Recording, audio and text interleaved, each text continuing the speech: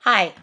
It's getting a little tricky for me to keep up with what I said and make sure that I try to get a vlog in every week because this is the conference season time. So right now is when all the conferences are happening, all the state reading conferences, and pretty much every single week there's a coming and a going from one to the next, sometimes two in one week. So tomorrow I head off to Nebraska, and it will take me a total of 3 flights to get where I need to get. And then once I actually get to the third city that I'm flying into, I get to drive for like 2 hours in the minus 18-degree weather. And I'm just hoping there won't be a blizzard. But all of that to say, I wanted to make sure that I got a chance to do a vlog today before I headed out. And what I thought I would talk about today is something called Zookeeper and M&M quizzes.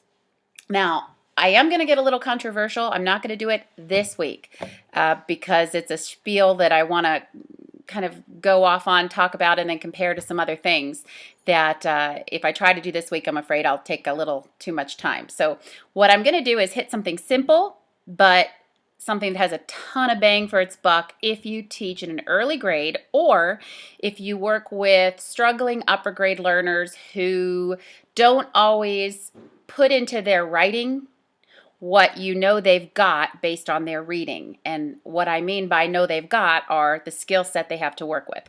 Now, with the early grade writers, what you'll often see are bits and pieces of letters and sounds within a particular word that they're trying to write. So if they write, I like my house, it obviously, could very easily look like L, K for like. You'll probably get the I for I. My might be an M. Could be an MI. House, maybe just an H. Or if you're lucky, you might get HOS, which of course would look like Hoss. They might even know there's an E at the end, so you might get HOSE, which of course then would be I like my hose. Using lots of substitutions for the letters or the letter patterns that are actually in the words, as well as the deletion of letters or the omission of letters that a learner just doesn't happen to decide to include, whether it's because they don't know them or they just didn't feel like putting them down. For whatever the reason, it makes going back and rereading one's work quite a challenge. And that's often when the kids will come to us and ask us, can you tell me what I wrote here? Now, here's the key. Often it is not that they don't know the sounds that are in a particular word, it's that they don't realize the importance of taking the time to put them down. If you can ask the learner, hey, what sound do you hear? What secret do you hear in the word ow? Ow! And they say, OU or OW. Then it's funny because often when you ask them, well, then why didn't you put them in here? Why didn't you put those letters in here? You just put that you like your HOS, H-O-S. Why didn't you put the OU if you knew that that was in this word? And your answer typically is this. Now, what I have found through experience that learners often are really thinking and that their real reasoning for this is, hey, listen, you knew it said I like my house. I know it says I like my house. At the end of the day, isn't that all that matters? So, if you don't have anything else for me to do here, I'd like to head over onto blocks.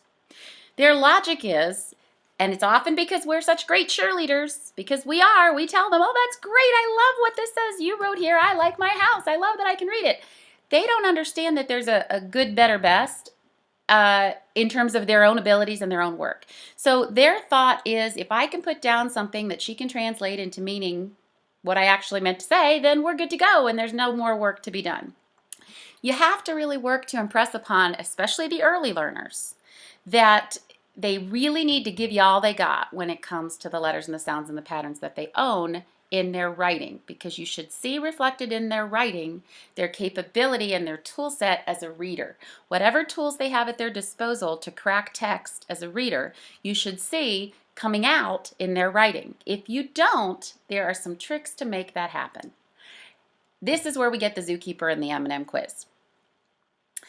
The Zookeeper idea is this. If you were a zookeeper and one night all the animals in your zoo escaped, you would not go out the next morning, grab yourself a kangaroo and a giraffe and call it a day. Because what kind of a zoo would you have with just your kangaroo and a giraffe? You would need to go out and try to capture as many of those animals as you possibly could in order to have a zoo that anybody's going to want to visit.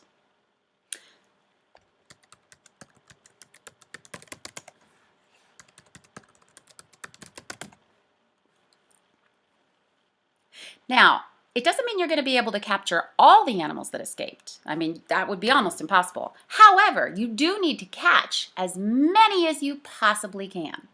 Same thing goes with letters in a word.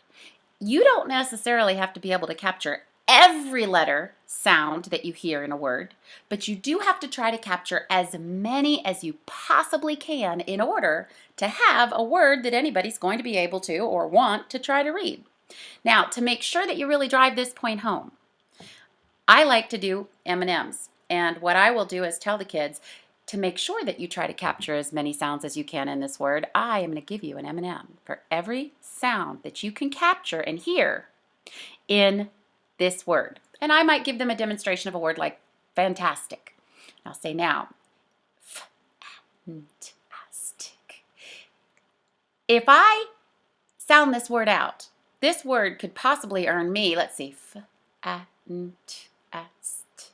Goodness, 8, 9 M&Ms if I actually catch all the letter sounds that I hear. Of course, if all I hear is just the f or the f, ah, or, maybe I'll just put an F and an N, that's good too. I'll get 2 M&Ms. But if I can hear more, I can get more M&Ms.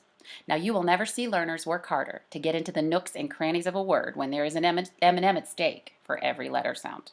You will see them going f, f, f,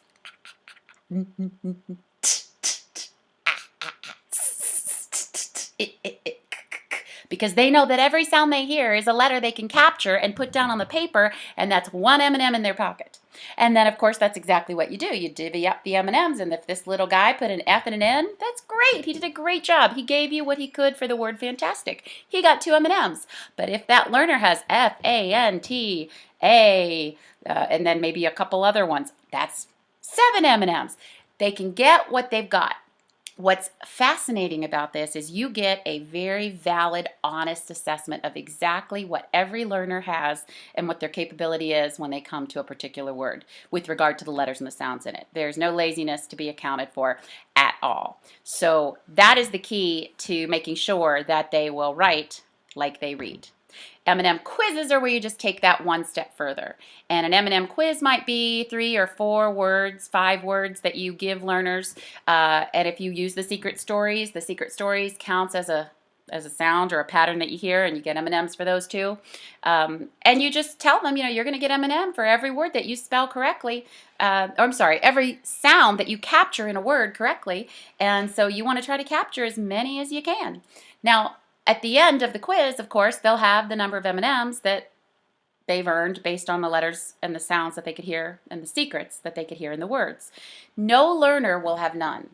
And I say this again, assuming if they're using the secret stories, then you're using that the motor memory, muscle memory for the individual letters and sounds, which means every learner is going to have a good amount of tools to bring to the table for these quizzes.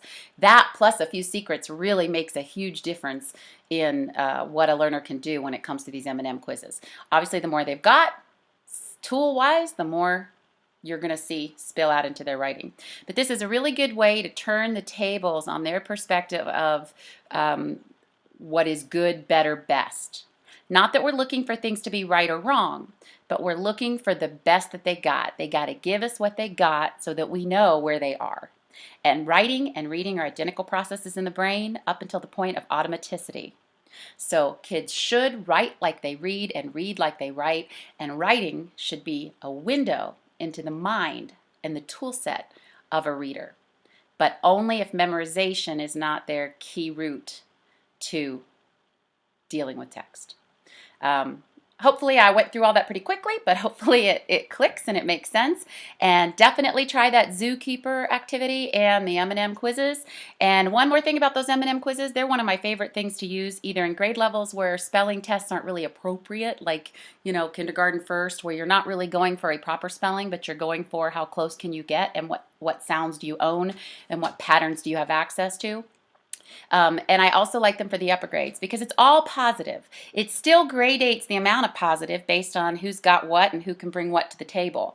But nobody is left out, or there is no negative outcome to having a limitation of tools or of skills when it comes to spelling a word. Everybody gets something positive out of it.